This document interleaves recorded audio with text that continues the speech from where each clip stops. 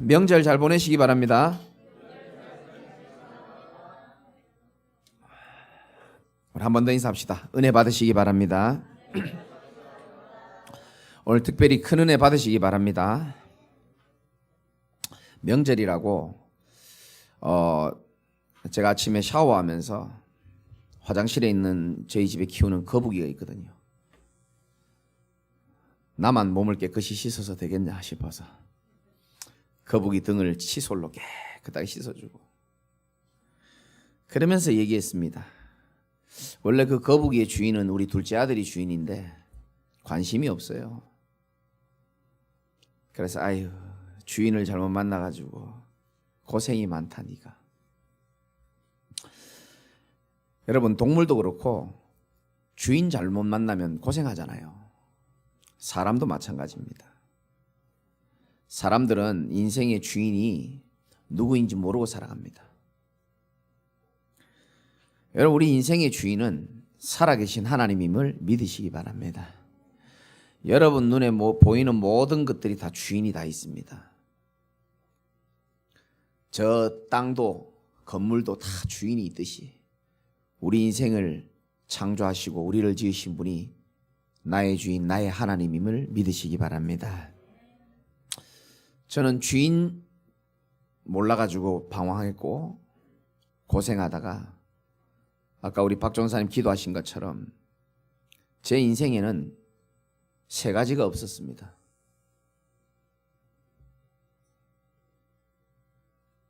행복이 없었고 만족이 없었고 평안이 없었습니다. 그래서 늘 불행했고 늘 불만족스러웠고 늘 불안한 인생이었습니다. 아무리 노력해도 아무리 세상 속에서 힘을 얻고 답을 찾아도 행복하지가 않고 또 만족스럽지가 않아요. 저는 뭐든지 마음에 안 들어. 그리고 이 불안함을요 없앨 수가 없더라고요. 어느 날 참 행복, 참 만족, 참 평안의 근원이신 하나님을 만나는 길이신 예수 그리스도를 제가 만나고부터 전에 없었던 평안과 안식과 행복을 저는 누리며 살고 있습니다. 여러분들도 그 축복을 저는 누리고 있다고 생각하고요. 인생은 간단합니다. 참 주인을 만나서 참 행복을 찾고 나와 같이 행복 없이 살았던 사람들에게 이 복음을 증거하고 살아가는 삶, 저는 그 인생이 가장 아름다운 인생이라고 생각합니다. 세상 사람들은 나름대로 행복을 찾아가지만 세상 사람들이 말하는 행복의 기준은 소유와 성취입니다. 많이 가지고 있으면 행복한 줄 알고 많이 성취하면 행복한 줄 착각하고 삽니다. 모든 것을 소유했고 성취한 사람들이 참된 행복이 없어서 죽어간 사람들 많이 있습니다. 진짜 행복과 참된 평안은요 우리 하나님에게만 있는 줄 진짜 믿으시기 바랍니다.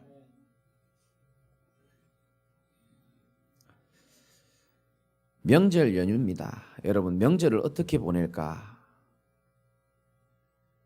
가장 간단한 답은요 하나님과 함께 하면서 보내면 됩니다. 이번 명절의 뜻을 정하시기 바랍니다. 내가 어디에 있든지, 내가 누구와 함께 있든지, 내가 뭘 먹든지 주와 함께하는 명절 캠프가 되겠다. 그렇게 여러분 뜻을 정하시기 바라고요. 내가 주와 함께함을 누리면 그 자리에 하나님의 나라가 임하게 되어 있습니다. 여러분 가는 곳마다 만나는 사람들마다 전부 그리스도의 복음이 필요한 사람들이고요. 하나님의 은혜가 필요한 사람들입니다. 언약을 잡고 가야 됩니다. 이사야 42장 6절에 보면 나 여호와가 의로 너를 불렀은즉 내가 네 손을 잡아 너를 보호하며 너를 세워 백성의 언약과 이방의 빛이 되게 하리니 네가 눈먼 자들의 눈을 밝히며 갇힌 자를 감옥에서 이끌어내며 흑암에 앉은 자를 감방에서 나오게 하리라. 여러분 눈이요, 복음의 눈, 전도의 눈으로 바뀌어야 되는 겁니다. 전부 복음이 필요한 사람들입니다. 눈먼 자들이라고 성경은 말하고 있습니다. 육신의 눈은 밝아요. 그러나 영안이 어두운 사람 많습니다. 인생의 참 주인이 누군지는 모르고 이 명절에 또 우상 숭배하는 사람들 많거든요. 그 제사 지내고 차례 지내는 사람들한테 그거 그냥 하지 마라 이러면요, 싫어합니다. 제사 지내면요, 성경에 기록되잖아요. 대저 이방인의 제사하는 것은 하나님께 하는 게 아니고 그건 귀신에게 하는 것이다. 나는 너희가 귀신과 교제하는 자 되기를 원치 않는다 그랬거든요. 제사 지내면 망하고 또 제사 안 지내면 벌 받습니다. 하면 망하고 안 하면 벌 받아요. 그래서 그냥 하지 마라 하면 안 돼요. 안 지내고도 안 망하는 길이 있음을 말해주는 겁니다. 이건 교만도 아니고 부담도 아니고요, 하나님이 저와 여러분에게만 세상 살릴 답을 우리에게 주신 줄 믿으시기 바랍니다.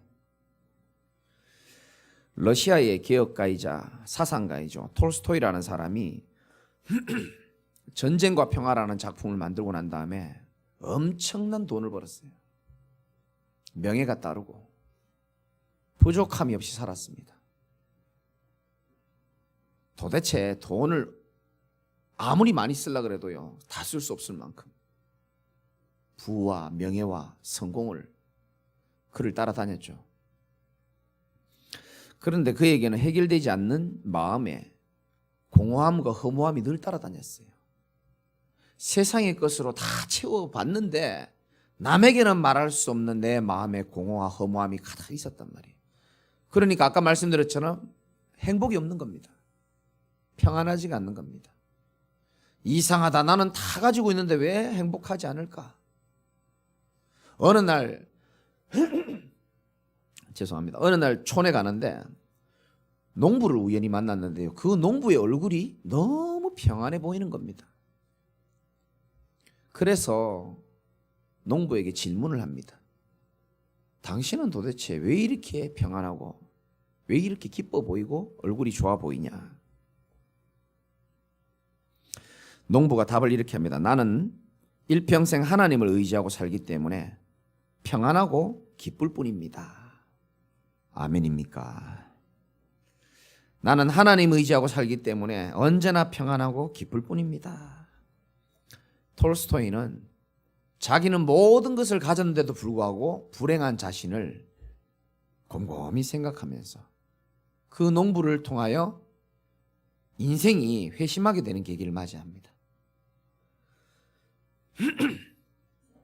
그래서 나의 회심이라는 글에 이렇게 적습니다. 5년 전 나는 정말 그리스도를 나의 주님으로 받아들였다. 그러자 나의 전생애가 변하기 시작했다. 여러분, 톨스토이를 바꾼 거는 그 농부인데요, 농부는 아무것도 한 게 없어요. 그저 하나님과 함께하는 그 축복 속에서 드러난 그 얼굴에 나타난 평안한 모습이었습니다. 난 여러분들이 진짜 오직 예수로 충만하여서 여러분 요셉처럼 여러분의 얼굴을 보면서 주변 사람들이 하나님 믿고 싶을 정도가 될 수 있는 그런 은혜가 이번 명절 캠프에 드러나기를 주님의 이름으로 축원드립니다. 요한복음 14장 27절에 이런 말씀이 있습니다. 평안을 너희에게 끼치노니 곧 나의 평안을 너희에게 주노라. 내가 너희에게 주는 것은 세상이 주는 것과 같지 아니하리라. 너희는 마음에 근심하지도 말고 두려워하지도 말라. 예수님을요, 여러분 진짜 인생의 구원자로 그리스도로 마음에 깊이 있게 받아들인다면은 그 인생 신분 바뀌고 인생 바뀌고 생각 바뀌고 가치관 바뀌고 마음 생각 다 바뀌게 되어 있습니다. 주께서 주시는 평안이 여러분에게 계속 임하고, 여러분 잘 들으셔야 됩니다. 성전에서 나오는 생명수를 여러분은 계속 받고 그 생명수가 지난주 말씀처럼 발목에 차고 무릎에 차고 허리에 차고 완전히 잠기게 되면서부터 여러분의 얼굴빛도 바뀌는 줄 믿으시기 바랍니다. 옆에 분 얼굴 한번 확인해 보세요. 많이 바뀌었는지. 여러분들은 교회 오실 때, 여러분 처음 우리 교회 오실 때 얼굴을 여러분 못 봤잖아요. 저는 다 봤잖아요.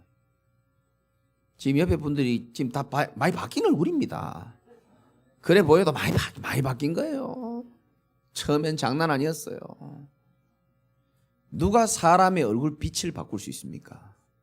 여러분 돈으로도요, 얼굴은 뜯어 고칠 수는 있지만 얼굴 빛깔은 못 바꿉니다. 얼굴 빛은요, 성령께서 여러분에게 역사하시면 여러분의 얼굴에 근심빛이 달아나고, 한나처럼 근심빛이 달아나고요, 하나님 함께하는 축복의 얼굴이 되는 줄 믿으시기 바랍니다. 여러분들 하나님의 사람이에요. 불신자하고 다릅니다. 다른 척 할 필요 없습니다. 하나님이 구별되이 성별하여서 오늘도 여러분을 이 자리에 부르신 줄 믿으시기 바라고요. 이틀 전에는 제가 여기 지금 카페 걸어가다가 우리 집 앞에 무속인 있는 거 아시죠? 대왕암이라고. 이 아주머니를 만났어요. 그 저를 딱 보더니 하시는 말씀이, 이야, 얼굴 좋아졌다는 거예요. 그렇지, 나는 하나님을 믿으니까 좋아지죠. 어머니 얼굴이 영 안 좋아 보이는데요. 제가 그랬죠.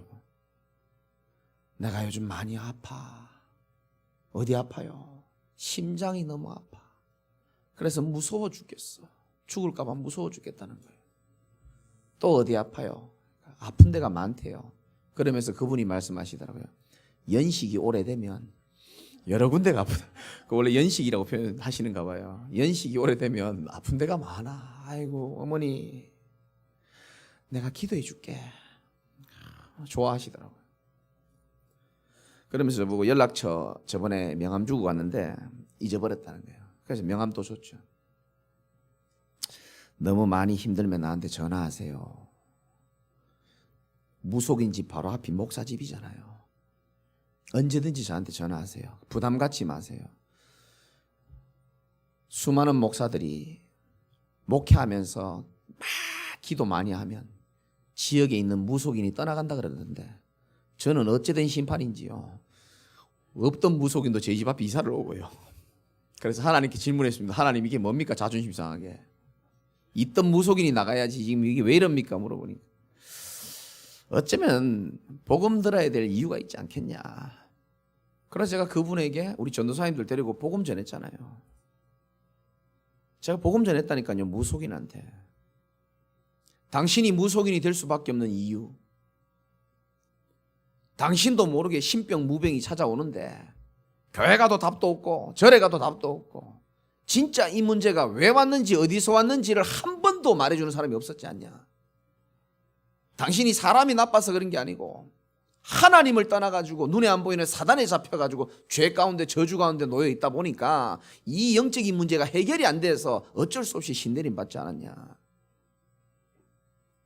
하나님 떠나서 죄 때문에 사단 때문에 당신 인생이 이렇게 됐다면은 이 세 가지 문제를 해결하기 위하여 하나님이 이 땅에 육신의 몸을 입고 오셨는데 그분이 바로 예수 그리스도다.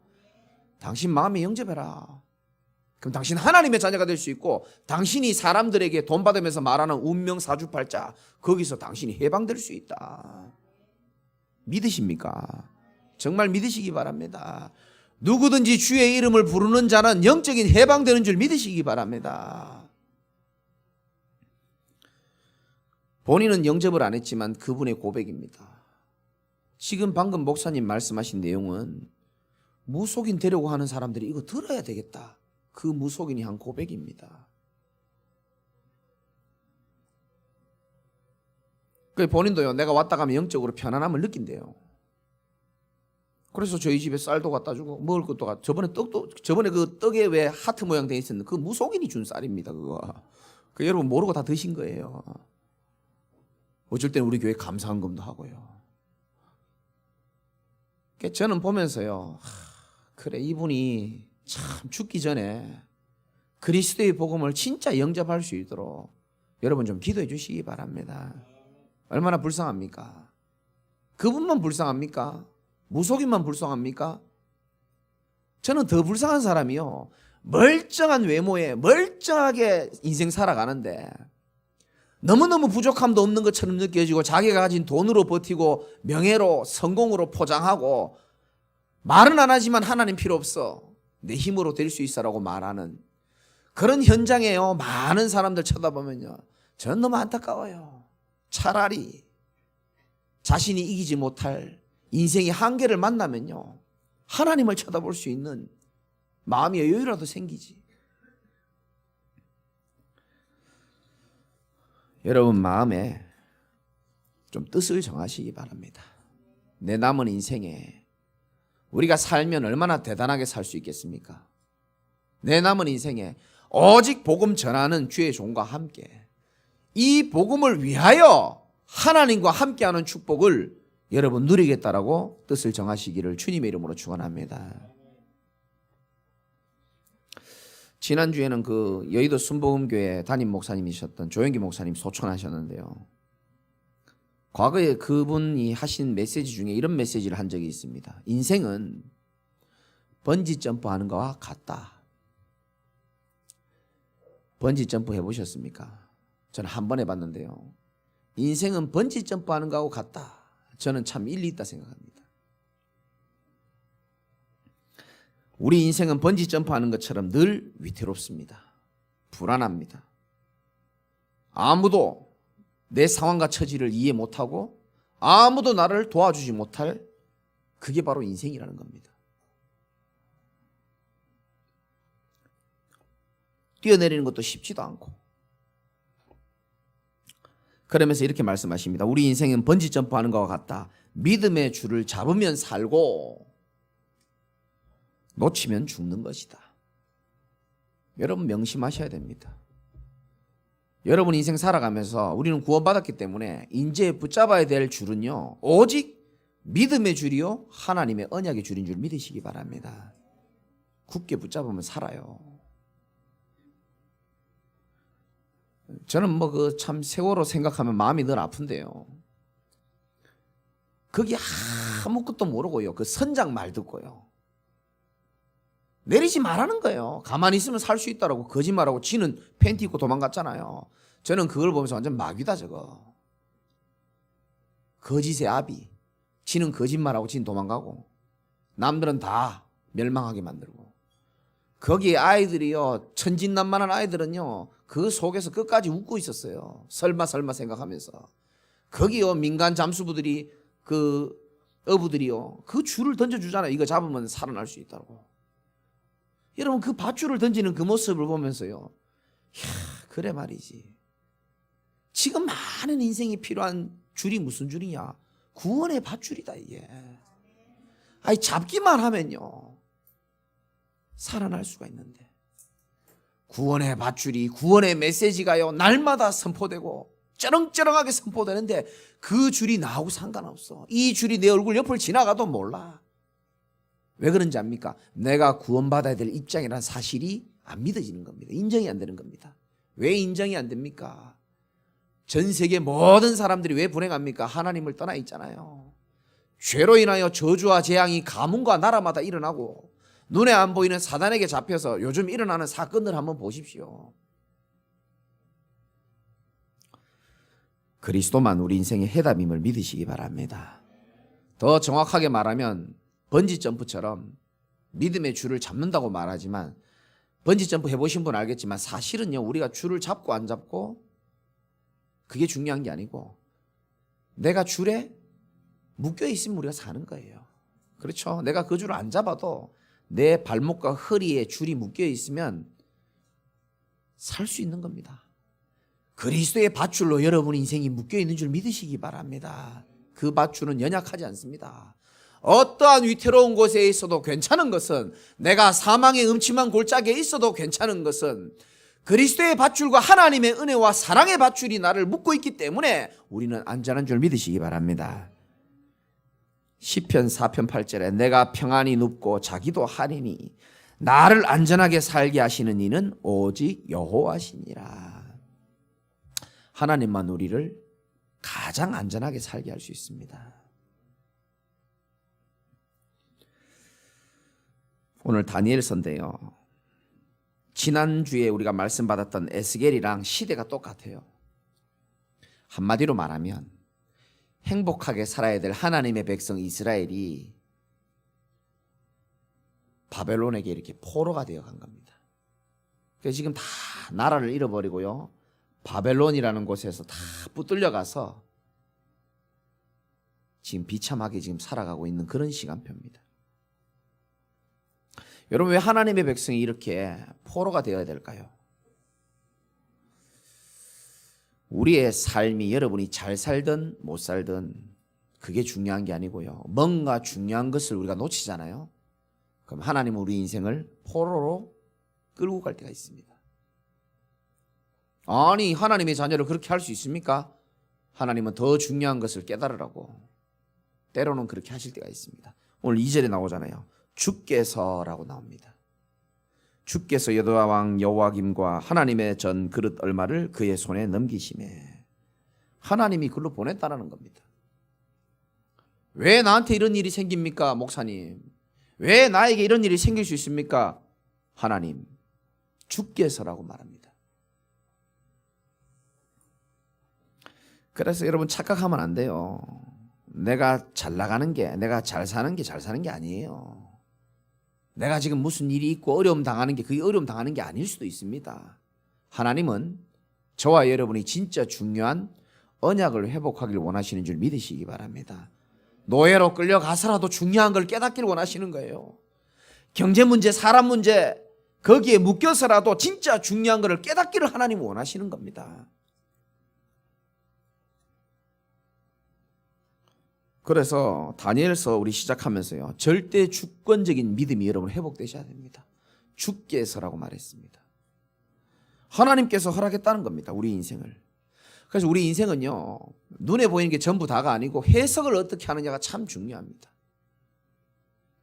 제가 믿는 하나님, 성경에 기록된 하나님은요, 우리 인생의 과거, 현재, 미래 모든 주권을 하나님 손에 쥐고 있다라고 저는 확신하고 있습니다. 절대 주권자이신 하나님입니다. 그러니까 누구를 원망할 수 있습니까? 바벨론을 원망할 수 있습니까? 바벨론을 원망하면 뭐합니까? 의미 없습니다. 주께서 그렇게 하신 겁니다. 그러면 왜 그렇게 하셨는지를 우리가 깨달으면 되는 겁니다. 포로로 보내서라도 진짜 중요한 것을 깨닫기를 원하시는 겁니다. 여러분을 어려움 속으로 좀 집어넣어서라도 진짜 중요한 것을 좀 깨닫기를 원하시는 거예요. 네가 말로만 하고 말로만 하나님 믿는다 그러고 교회를 다녔지만 진짜 살아계신 하나님과 함께하는 축복을 한 번도 못 누리고 살았지 않느냐. 우리 인생은 그 축복을 누리며 살아가는 인생이야. 임마누엘적 존재이기 때문에 하나님 그걸 말씀하고 계시는 겁니다. 이 영적인 축복과요, 본질적인 축복을 다 회복하잖아요. 그럼 나머지는 여러분들이 따라다니는 모든 응답과 축복을 하나님이 더하여 주실 줄 믿으시기 바랍니다. 이 다니엘과 세 친구 같은 애들을 이 바벨론이 3년간요 지금 키우고 있는 겁니다. 그래서 뭐 하려고요? 이 바벨론의 정치와 통치에 중요하게 써먹으려고 그들의 이름도 바꿔버리고요, 1장에 보면 나오거든요, 음식도 바꾸고 문화도 바꾸고 그들의 정체성까지 싹 다 바꿔가지고 바벨론의 이방인 나라의 중요한 일에 써먹으려고. 여러분들이 인생을 최선을 다해서 살아가고 돈도 열심히 벌고 공부도 열심히 할 텐데 과연 무엇을 위하여 어디에 쓰임 받으려고 하는지를 점검해 봐야 됩니다. 사람들 다 열심히 살거든요. 저는 질문하고 싶어요. 무엇을 위하여 그렇게 사십니까? 혹시 바벨론을 위하여 그렇게 살아가는 건 아닙니까? 여러분의 삶의 모든 것은 하나님의 영광을 위하여 살아가야 될 줄 믿으시기 바랍니다.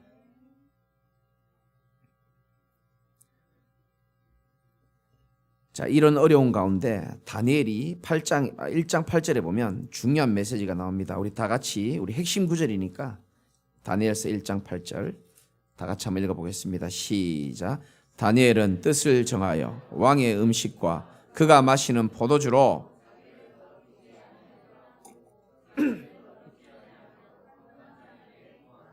구절도 읽어봅시다. 시작.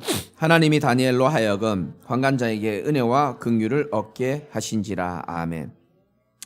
이 다니엘이 용감하죠. 뜻을 정합니다. 무슨 뜻을 정합니까? 왕의 음식과 그가 마시는 포도주로 자기를 더럽히지 아니하리라 하고 환관장에게 이야기를 합니다. 나는 왕의 음식 못 먹겠습니다라고 얘기합니다. 왜 왕의 음식을 못 먹겠다라고 얘기했냐면 그 당시에 왕이 먹는 음식은 이미 왕이 먹기 이전에 마치 그 제사 지낼 때처럼 그 이방 신에게 먼저 그 식사를 다 대접하고 왕이 먹는 겁니다. 그러니까 우상에게 바쳐진 그 음식, 이방 신상에게 바쳐진 그 음식 나는 안 먹겠다라고 얘기하는 겁니다. 왜 그럴까요? 다니엘은 이유를 알았기 때문에 그렇습니다.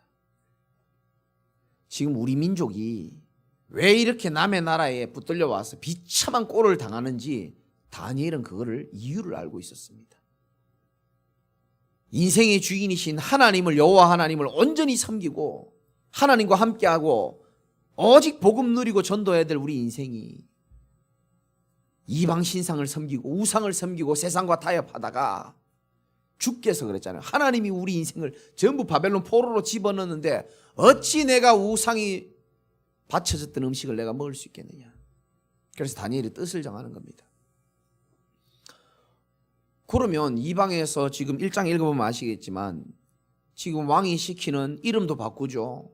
공부도 시키죠. 문화도 지금 흡수되고 있거든요. 왜 다른 거는 타협 안 하면서 이거는 지금 타협하냐는 거예요. 여러분 우리가 요 세상 살아가면서요 다 단절할 수는 없습니다. 그러나 진짜 하나님 앞에서 우상과 관련된 그런 거에는 여러분들이 진짜 뜻을 정하는 은혜가 있으시기를 주님의 이름으로 축원합니다. 여러분 이 메시지를 여러분 잘 알아들으셔야 되는데요. 왜 다니엘이 뜻을 정했냐면요. 언약적인 한이 있었던 겁니다. 우리의 가족이 나라가 이 모양 이 꼴 된 이유를 다니엘은 알고 있었던 겁니다. 저는 우리 외가 쪽 쳐다보면서 친가 쪽 우리 친척들도 이 메시지를 듣겠지만요. 저는 보면서 마음에 한이 있어요. 저희 어머니 남동생 세 사람 다 목사님입니다. 저는 훌륭하신 우리 삼촌들의 목회를 바라보면서 마음에 많은 생각을 가집니다.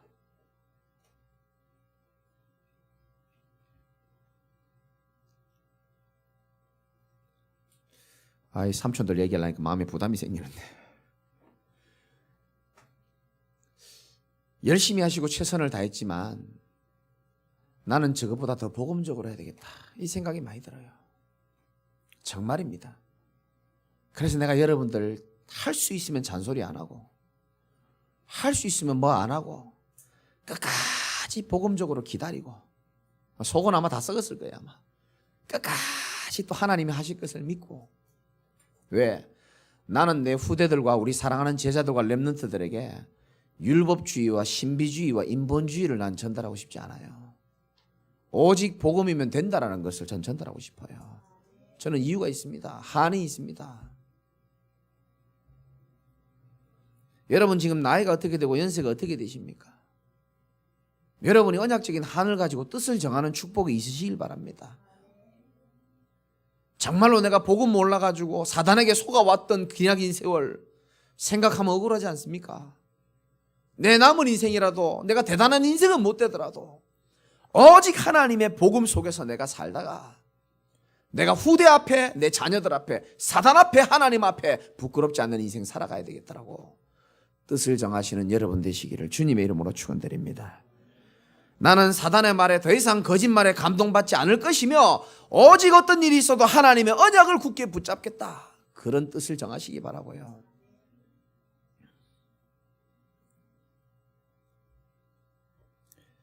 욥기 29장 3절에 보면 내가 그리스도의 빛을 힘입으면 암흑 가운데서도 걸어갈 수 있다라고 말했습니다. 여러분 어떤 어려움 가운데서도 어둠 가운데서도 그리스도의 빛을 힘입으면 암흑 가운데서도 걸어갈 수 있는 힘을 하나님이 주실 것입니다. 그래서 속지 마시고 승리하시기를 주님의 이름으로 축원드립니다. 결론 드리고 마치겠습니다. 오늘 다니엘이 중요한 뜻을 정했습니다. 그러니까 성경을 보면 아브라함도 그렇고 모세도 그렇고 중요한 한 사람이 뜻을 다 하나님이 원하시는 뜻을 정하잖아요. 그러면 그 한 사람 때문에 나머지 사람들이 다 복을 받습니다. 난 여러분이 그런 주역이 됐으면 좋겠어요. 그냥 결심하고 뜻을 정한다고 되는 게 아니고요. 내가 정한 뜻이 하나님의 뜻에 맞다면은 하나님은 여러분의 인생과 삶을 완전히 축복된 흐름으로 뒤바꿔 나가실 겁니다. 다니엘이 뜻을 정하는 게 하나님 뜻에 맞으니까 9절에 하나님이 다니엘로 하여금 환관장에게 은혜와 긍휼을 얻게 하신다 그랬잖아요. 그러니까 여러분 10절부터 쭉 읽어보면 아시겠지만 환관장이 걱정합니다. 야, 왕의 음식 안 먹고 너희들이 그러면 채소 풀떼기만 먹으면 너희들 얼굴에 표시가 날 건데 그럼 내 입장이 곤란해지지 않냐. 다니엘이 이렇게 말합니다. 그러면 우리 채소와 풀떼기만 먹어볼게요. 우리 얼굴이 그렇게 초췌해지는지. 그럼 그렇게 해봐라. 풀떼기만 먹었거든요. 채소만 먹었거든요. 근데 얼굴이 어떻게 해요? 더 좋아지는 겁니다. 이게 하나님 하시는 일이에요. 재벌들요 아무리 몸에 좋은 거 막 먹고 하잖아요. 그래도 생명을 주관하시는 분은 우리 하나님이십니다. 여러분이 좀 못 먹고 못 입고 하는 것 같아도요 스트레스 많이 받고요 진짜 내가 살아온 인생을 생각하면 금방 암 걸려 죽을 것처럼 보이지만 그 인생과 생명을 주관하시는 분이 우리 하나님이세요. 걱정하지 마시기 바랍니다. 더 중요한 결론은 여러분이 아무리 큰 뜻을 정한다 할지라도 하나님이 저와 여러분들을 향하여 뜻을 정한 것보다는 더 클 수가 없습니다. 여러분 잘 모르실 수 있지만 하나님은 여러분 개인, 우리 교회 한 사람 한 사람을 향한 하나님이 다 뜻을 정해놓고 여러분들 부르신 줄 믿으셔야 되는 겁니다.